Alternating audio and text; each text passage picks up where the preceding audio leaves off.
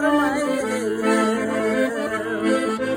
Kaygılarda yandı bilseler, ezellerden darılmış olurlar. Dünyaya yaşayın.